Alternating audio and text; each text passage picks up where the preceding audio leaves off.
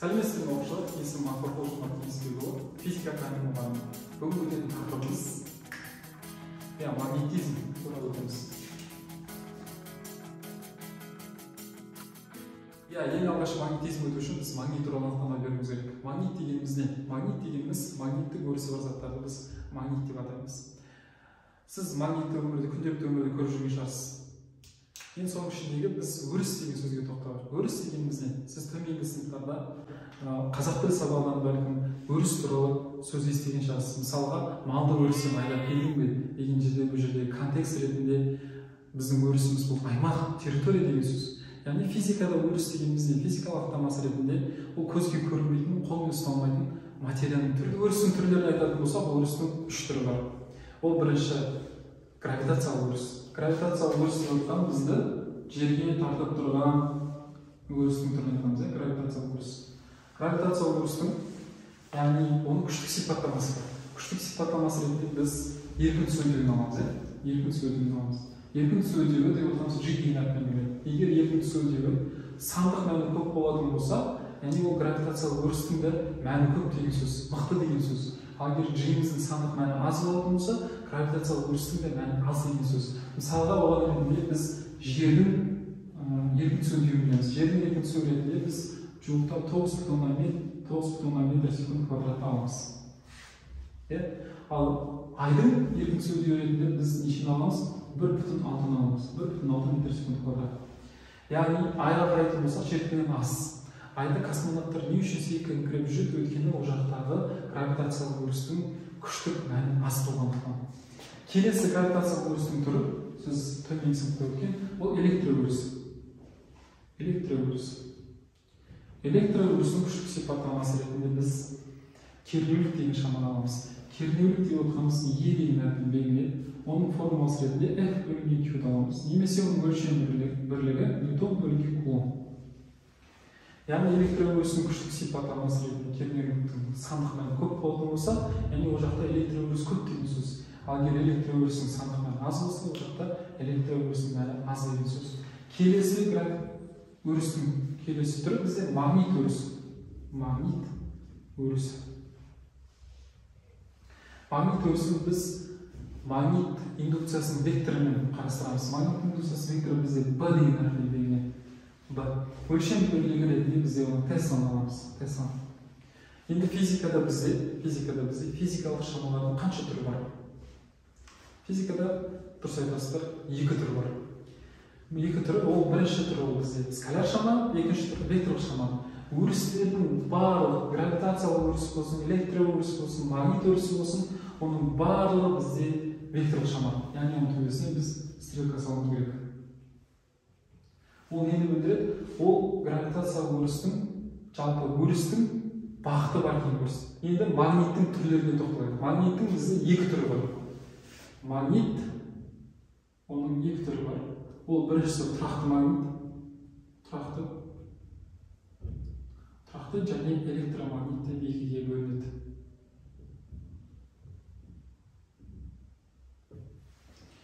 Енді тұрақты магнит бізде екі полюстен тұратын магниттің түрін айтады. Оның суретін салып көрсететін болсақ, бір жағымыз N полюсті, екінші жағы S полюсті дейміз.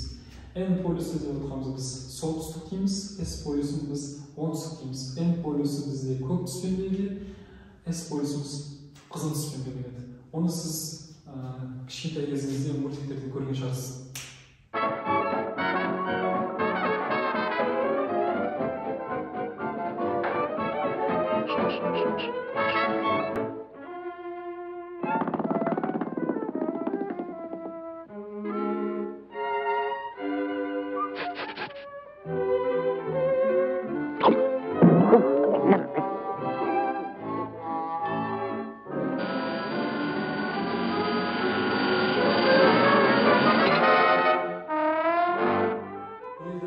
Бізде магнит өрісі векторлы шама екенін айттық. Яғни векторлы шама болатын болса, оның бағыты болу керек. Енді оның бағыты қай полюстен шығып, қай полюске барады, соны көрсетеді. Яғни бізде N-ді есте сақтаушымыз Нұрсұлтан деп алсақ болады, S-ті біз Чемпион деп алсақ болады, мысалға. А что, так можно было, что ли? Енді қараңыз, сонда бізде N-нан S-қа шығады. N-нан S-қа шығады. N-нан S-қа шығады. N-нан S-қа шығады.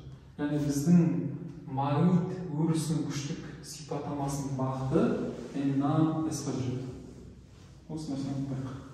N-нан S-қа жүреді. Енді электромагниттің түріне тоқталсақ. Электромагниттің бізде екі түрі бар. Біріншісі ол бізде өткізгіштен ток өтетін болса, ол магнит өрісі болады. Мысалға, біз өткізгішті алайық, қарапайым өткізгішті алайық. Одан I деген тоқты жүргізетін болса, осы I деген ток өткен кезде бізде не пайда болады? Магнит өрісі пайда болады.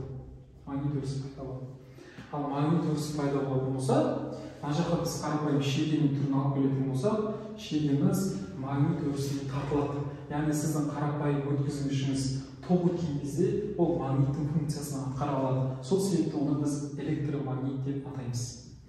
Электромагниттің келесі түрі біз егер біздің Q деген зарядымыз V деген жылдамдықпен жүретін болса, бағытталған қозғалысқа түсетін болса, ол кезде бізде магнит өрісі пайда болады екен. Оған дәлел ретінде біз осыдан алдын электр өрісі өткен кезде I деген ток күшінің формуласын айтқанбыз. I-ның формуласы ретінде біз I тең 7 деп аламыз, 7. Осы жердегі E мен V деп отқанымыз, E деп отқанымыз элементтер заряд, V деп отқанымыз жылдамдық. Яғни біз зарядты бағытталған қозғалысқа түсіріп отырмыз.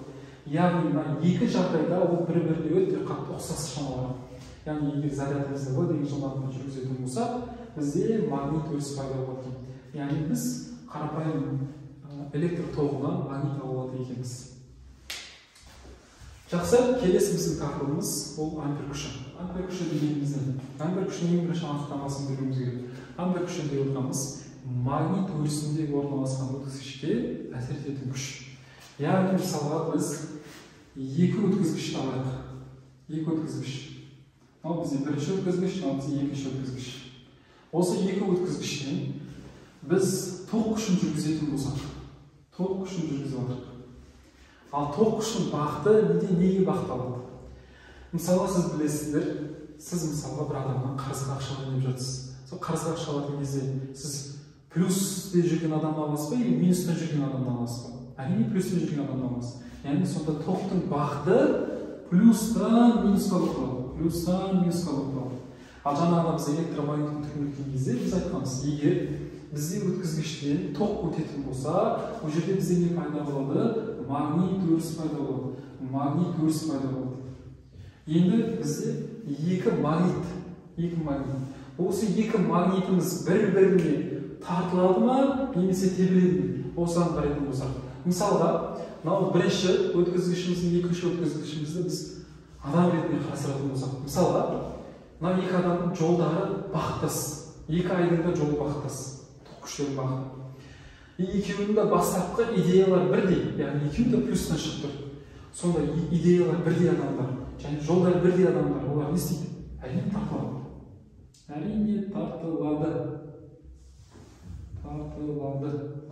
Ал енді екінші жағдайды қарастыратын болсақ, екінші жағдайда бізде екі өткізгіш алайық. Бірінші өткізгіш және екінші өткізгіш. Енді екеуінің тоқтарының бағыты қарама-қарсы болсын. Біріншісінде бізде жоғары бағытталсын, екіншісінде төмен бағытталсын. Жаңа ғана айтты, тоқтың бағыты плюстан шығады, минусқа барады. Егер бізде екі жағдайда ток күші өтіп жатыр, значит бізде не пайда болады? Магнит өрісі пайда болады. Мына жақта да магнит өрісі, мына жақта да бізде магнит өрісі пайда болсын. Енді қараңыз, екеуі де магнит, енді екеуінің жолы қарама-қарсы. Және бастапқы идеялары әртүрлі болған себепті олар бір-біріне не істейді? Тебіледі.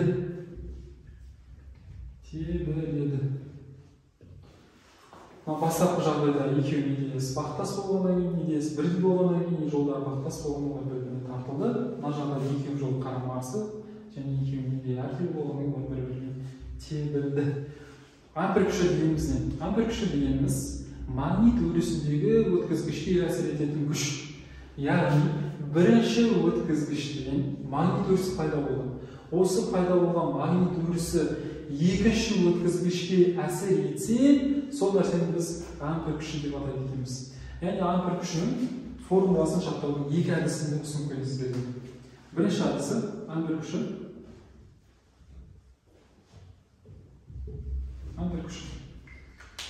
Біріншісі F ампер тең болады. Яғни ампер өте қатарға келіп болған. Неге десеңіздер, өйткені ампер биыл сын әдетте жаттасаңыз болады. Замечательно, поразительно, гениально. Немесе біздің өзіміздің әдіске салатын болсақ, ампер сізді бұл формуланы біліп жүрсін деп, сізге оңай болсын деп, бұл формуланы оңай ретінде ампер білсін деп жаттасаңыз болады. Это шедевр! Яғни осы жерде біздің B дегеніміз бұл магнит индукциясының векторы. Магнит индукциясының векторы. Оның өлшем бірлігі бізде Тесла. Жаңағы басында Тесла. Келесі I деп отқанымыз не? I деп отқанымыз бұл тоқ күші. Тоқ күші. Өлшем бірлігі ретінде біз төменсін білеміз, ол ампер. L деп отқанымыз не? L деп отқанымыз бізде ұзындығы. Ұзындық бізде бетінің өлшемі. И синус альфа дегеніміз не? Синус альфа деп отқанымыз бұл немен немен арасындағы бұрыш? Бұл альфа бұрыш, бұл альфа бұрыш. Бұл альфа бұрышымыз магнит индукциясы және айдың арасындағы бұрыш. Магнит индукциясы мен айдың арасындағы бұрышты біз синус альфа деп атаймыз. Енді қарайсыз, егер біздің альфа бұрышымыз нөлге тең болатын болса, онда син ампер күшіміз минимальный мәнге болады. Өйткені неге? Синус 0 градуста бізде сандық мәні нөлге тең. Сол үшін біздің ампер күшіміз минимум мәнге болады. Ал егер біздің ампер күшіміз 90 градус болса, немесе перпендикуляр болатын болса, магнит индукциясының тоқ күшіміз, онда біздің ампер күшіміздің мәні максимум болады.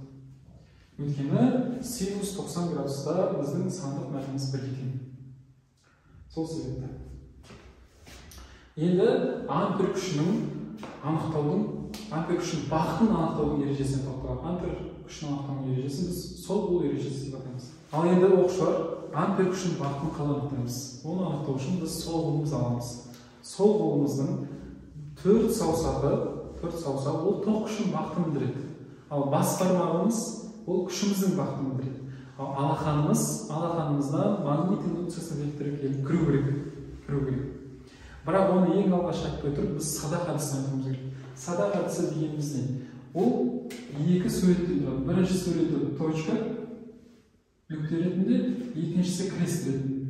Яғни егер сіз садақты ататын болсаңыз, сізге крест ретінде көрінеді. Яғни ол не деген сөз? Сізден ара деген сөз. Немесе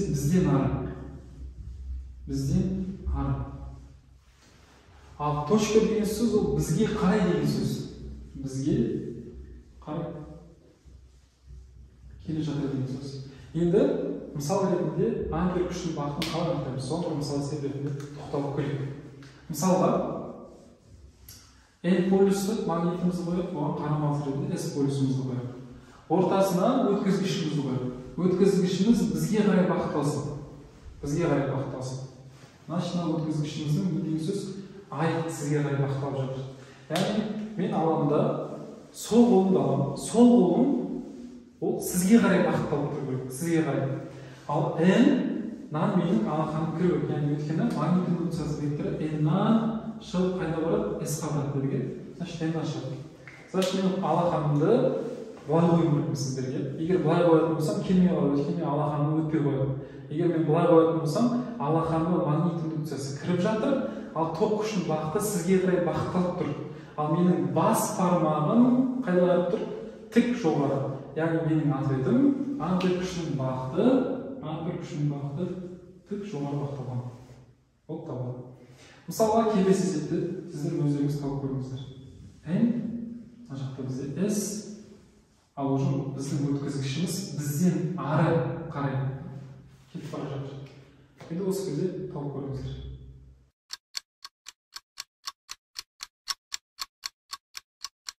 Ал енді бұның бағытын анықтап тексеріп көрейік. Яғни алақанынан n кіру керек. Яғни n-нің бағыты қайда бағытталады? n-нан s-қа бағытталады. n-нан s-қа бағытталады. Жаңа ең алғашқы айтқан ережеміз. Ал біздің өткізгішіміз бізден ары болу керек. Егер мен алақанымды былай қоятын болсам, келмей қалады. Өйткені алақанымнан кіріп жатқан жоқ. Яғни мен алақанымды былай қою керекпін. Яғни сол кезде мен алақанымнан кіретін магниттік функциясының векторы, ал саусағым, жаңа 4 саусағым менен ары болып тұр. Сол үшін менің ответім ман беру күшінің бағыты қайда бағытталып тұр? Тік төмен бағытталып тұр. Тік төмен бағытталып тұр. Осылай өте оңай біз ампер күшінің бағытын анықтай алады екенбіз. Nice. Ал енді оқушылар, осы ампер күшінен өткен тақырыбымызға байланысты бір-екі мысал есептерді қарастырайық. Ең біріншіден қазір мысал есебін берілген оқимын. Сымның орам ұзындығы 0,2 метр. Электрқозғалтқыш якордың орналасқан жердегі магнит индукциясы 0,125 тесла. 20 ампер метр тоқ күші өткенде орамға әсер ететін күшті табыңыздар дейді. Яғни ампер күшін табыңыз керек. Енді берілген біздер.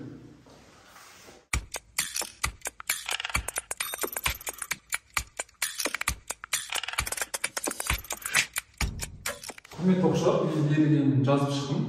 Енді шешуін шығаратын болсақ, ең алғашқы бізге бұл есептің формуласын жазуымыз керек. Шешуін біз ампер күшінің формуласын білеміз. Ампер формуласының күшін біз есте оңай сақтау үшін ампер сіздерге бұл формуланы не істесін деді? Яғни бұл формуланы білсін деді. Яғни ампер тең, F ампер тең оларды білсін. Тең. Орындарына сандық мәнін қоятын болсақ, 0,25 тесла көбейтеміз 20 ампер, көбейтеміз 0,2 метр. Синус 90-да бізге сандық мәні нешеге тең? 1-ге тең. Яғни барлығын көбейтетін болсақ, сол кезде бізде шығады 0,4 и 1 ньютон шығады. Яғни біздің жауабымыз ретінде F ампер тең болады 1 ньютон. Келесі есепті қарастырайық.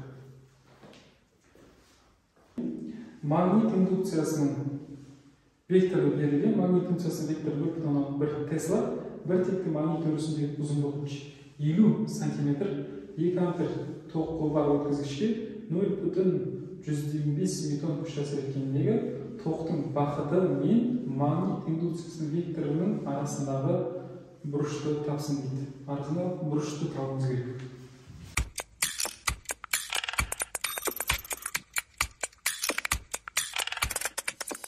Есептің берілген жазып шықтым балалар. Енді бізге магнит индукциясы мен тоқ күшінің арасындағы бұрышты табу керек. Яғни біз формуланы жазып, F ампер тең болады деген білсінге. Білсін.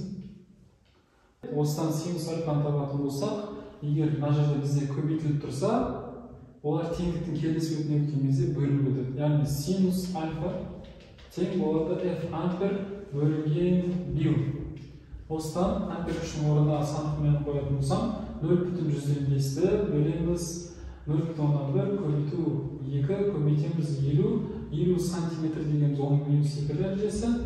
Егер олар -2 дәрежесі бізге жоғары болған кезде таңба салмаса да, яғни ол 100 болып кетеді. 0,5 көбейтемін 100-ге бөлемін 0,1 мен 2-ні көбейткен кезде менде 0,2 болады, көбейтемін 50-ге.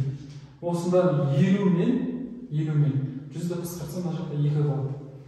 2-ні 0,5-ге көбейтетін болсам, онда менде не шығады? 0,1 шығады. 0,1 бөлім 0,2-ге ол 10-ға қысқарады. Қателеспесем, сол кезде 2-ден 1 болады.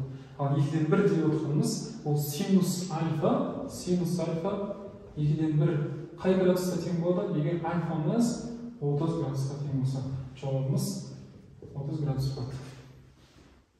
Жақсы балалар, біз тақырыбымызды өттік, есептерімізді шығардық. Осы тақырыпты тағы да бекіту ретінде мен қосымша есептерді осы видеоның астындағы ссылкаға салам. Соларға телеграм каналда өзіңіз жүктеу арқылы ол есептерді шығара аласыздар. Жақсы күнде көріскенше сау болыңыздар.